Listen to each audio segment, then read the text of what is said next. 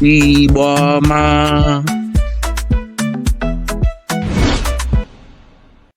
Akụkụ ahụ m, part of my body.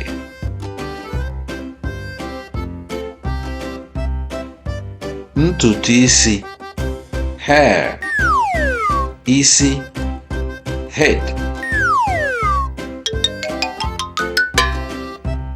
Nku anya, eyebrow. Ihu, face. Ntị, ear.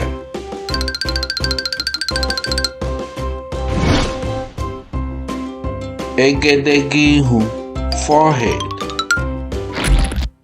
Anya, eye. Imi, nose.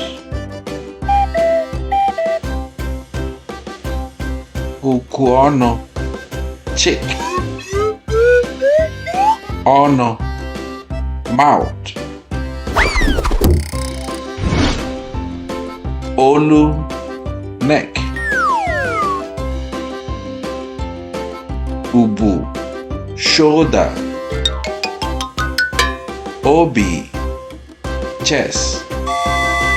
Afọ, stomach. Ukwu, waist.